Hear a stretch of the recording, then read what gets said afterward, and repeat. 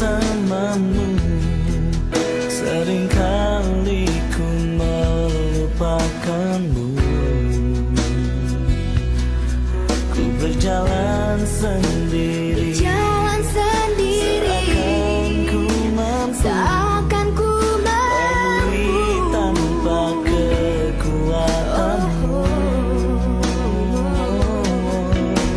Semakin berat beban hidupku, semakin ku menjauh darimu.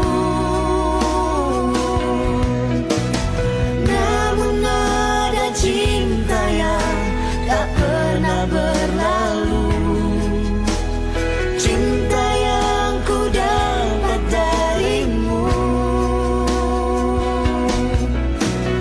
Tak teruji lalui rentangan sang waktu, kau mati bagiku, berkorban untukku. Namun ada cinta yang tak pernah berlalu, cinta yang ku dapat darimu. Tak teruji lalui rentangan sang waktu, kau mati bagiku, berkorban untuk diriku.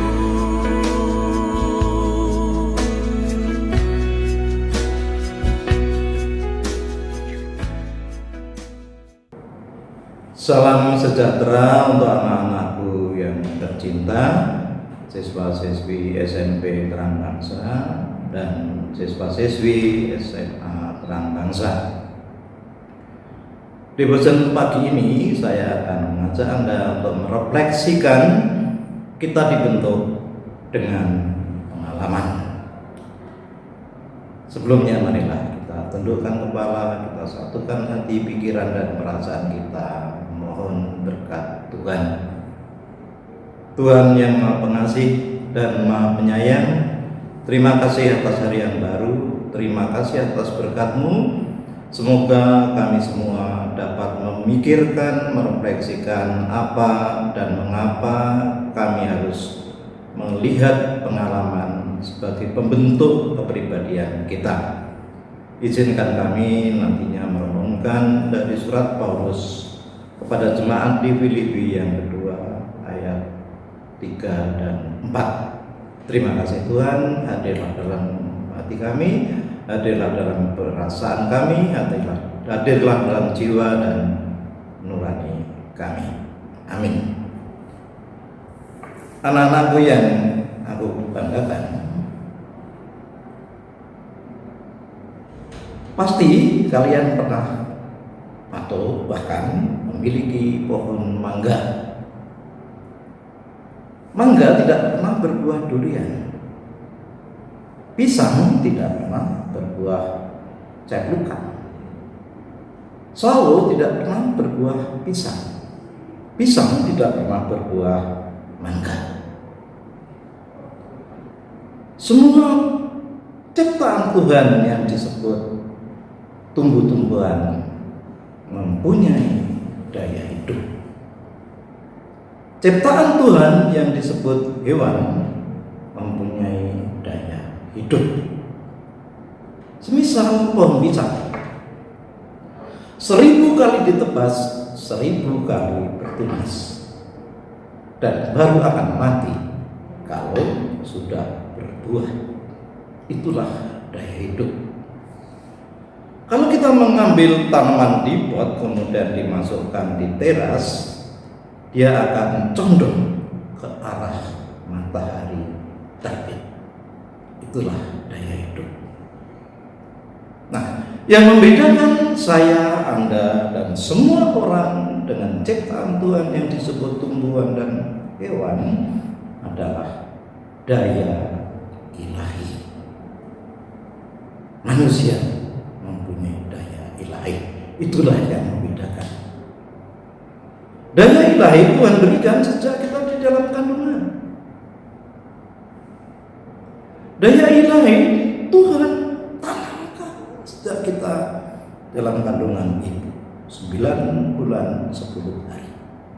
Yang pertama bonum, yang kedua verum, yang ketiga fulcrum, dan yang keempat sanctum. Daya ilahi yang pertama disebut menjadi orang benar, bonum, menjadi orang baik, menjadi orang mulia, menjadi orang saleh. Itulah yang membedakan manusia dengan ciptaan lain. Orang baik, orang benar, orang mulia, orang suci. Nah, kita lihat di dalam sejarah bangsa kita sendiri, bagaimana bangsa kita hidup dengan daya ilahi. Kita lihat tempat-tempat ibadah yang sudah ratusan tahun dibentuk, tapi tetap tegak. Kita lihat keraton-keraton, gedung-gedung yang sudah berumur ratusan tahun, tapi masih tegar, kokoh, mempesona, karena diciptakan oleh manusia yang memiliki daya ilahi. Manusia yang penuh daya ilahi pasti aku dan kamu pasti akan berpikir besar, akan berhati besar, akan berjiwa besar, akan berkarya besar. Baik pikiran, hati, jiwa, dan karya itulah yang membentuk, yang menjadi pengalaman sejak lahir ibu sampai bertemu saya pagi ini. Pada PJJ ini, apakah Anda mempunyai pengalaman? Pada PJJ ini, kalau saya boleh mengumpamakan, ini seperti zaman Nabi Nuh. Hanya orang yang berpikir besar, berjiwa besar, berhati besar, dan berkarya besar, dia akan selamat sebagai ciptaan. Silakan Anda berefleksi, anak-anak. Apakah selama ini Anda adalah orang-orang besar yang dibentuk dengan pengalaman-pengalaman?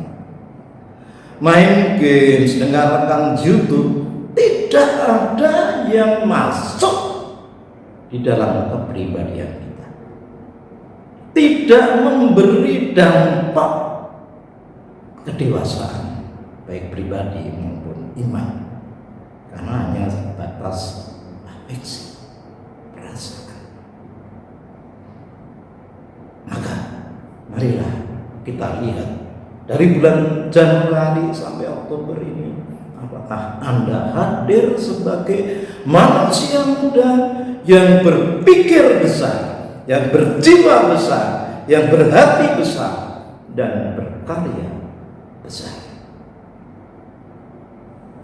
Yang kedua yang mau saya sampaikan, akan saya bacakan 2 ayat dari surat Santo Paulus, yaitu di Filipi 2 ayat 3 dan 4. Santo Paulus menasihatkan kita supaya kita menjadi manusia yang berpikir besar, berjiwa besar, berhati besar, dan berkarya besar. Begini, hendaklah kamu dalam hidupmu bersama menaruh pikiran dan perasaan yang terdapat juga dalam Kristus Yesus, yang walaupun dalam rupa Allah tidak menganggap kesetaraan dengan Allah menjadi milik yang harus dipertahankan, melainkan telah mengosongkan diri, bahkan menjadi manusia. Ini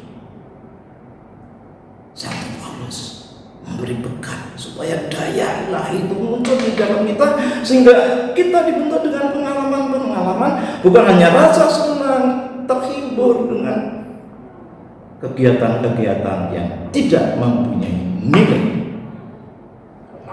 anak-anakku yang aku banggakan, setiap orang diperkaya dengan pengalaman.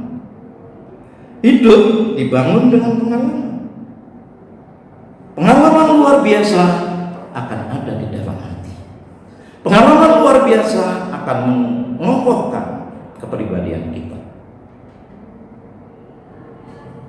Sebaliknya, pengalaman negatif juga menempel dengan hidup kita, juga menyambut dalam hidup kita, tapi pasti bukan dari daya ilahi. Marilah kita selalu ingat agar daya ilahi, berpikiran dan berperasaan seperti Yesus menghiasi masa-masa pandemi ini. Manfaatkan waktu Anda untuk berpikir besar, berhati besar, berjiwa besar, dan berkarya besar. Bukan seperti selama ini. Kalau saya lihat jejak digital beberapa anak, saya hanya mengatakan sedih, karena anak-anak belum maksimal menghidupi daya ilahi. Terima kasih Tuhan, biarlah daya ilahi-Mu mengokohkan, menguatkan, membimbing, dan menjadikan kami semua sebagai anak-anak-Mu yang selalu berpikiran dan berperasaan seperti Yesus, sehingga menjadi orang-orang besar yang berpikir besar, berhati besar, berjiwa besar, dan akhirnya berkarya besar.